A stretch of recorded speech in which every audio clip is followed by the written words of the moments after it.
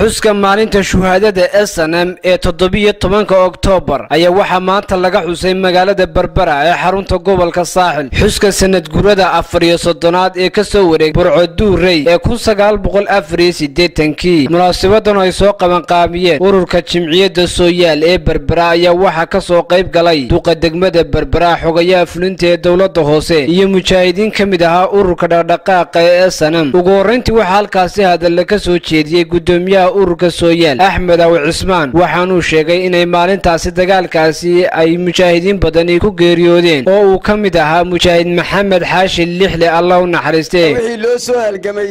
maanta haysata ee ku tanaadaysa ee ku tartamaysa iyana kan ka ambalyeynaya runaantii maalinta qiimaha leh waxa weeye maalintii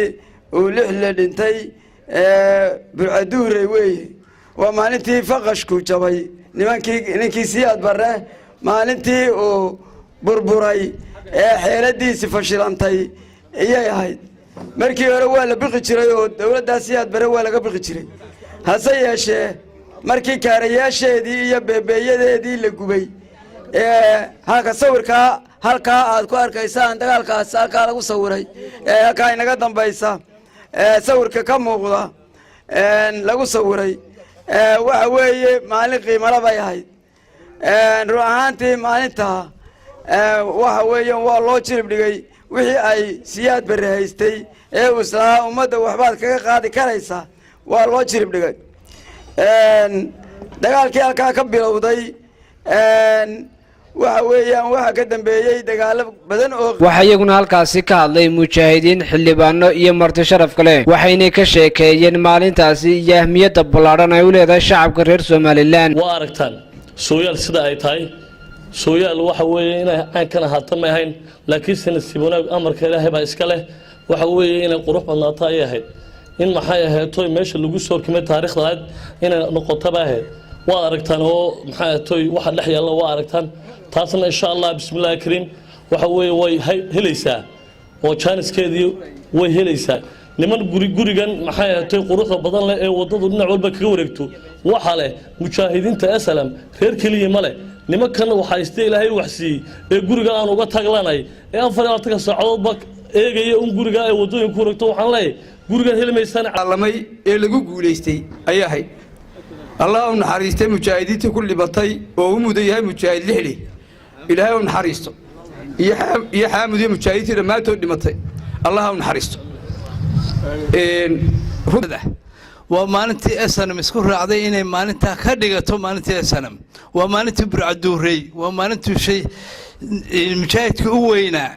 iyo mujaahidiintii kale weyn waxa mid ka mid ah iyo Lixle ay ku goriyoodeen. ugu dambeyntii waxa iyaguna halkaasi ka hadlay xogayaha fulinta ee dawladda hoose Cabdikariin Aadan Cadde iyo duqa degmada Berbera Cabdishakuur Maxamuud Xasan Cidin waxayna sheegeen inay ka maamul dawladda hoosaan ay isgarab taagi doonaan mujaahidiinta ururka SNM.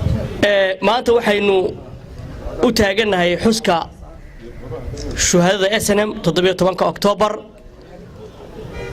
oo qarankan runtii meel weyn kaga suntan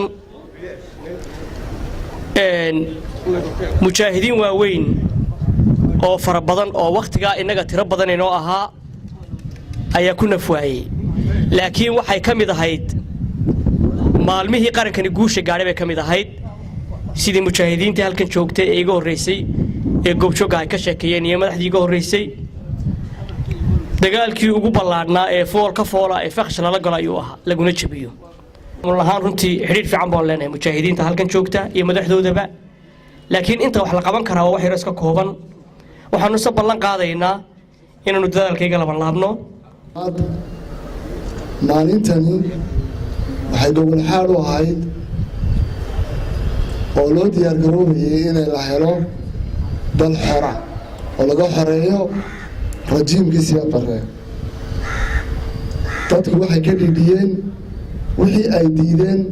waxay ku qanci waayeen nidaamkii systemkii jiray oo uu dhibaatooyinku geystay ay taariikhdu maalin walba xusto. shalay baa u dambeysay haddii magaalada Ingiriiska biyo geliya xabaaloodareed baa loo gelaya haddii la isaga fooq dhisana xabaaloodareed baa loo gelaya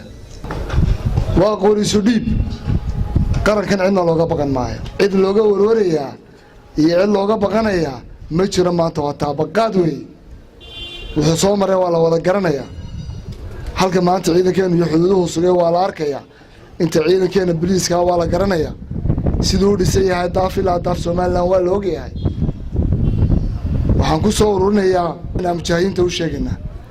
halkan golo degaan baad ii fadhiyaa degmadii baad ii fadhidaa kuwii aad doorateen baa ayaa weeyaan waa inaydu ku darsataan oo aad qorshe keentaan oo miisaaniyadda sanad walba la samaynayo aad wax ku darsataan waxaa noo sameeya cabdirasaaq qaasin jaamac wararka telefishinka Somali News magaalada Berbera.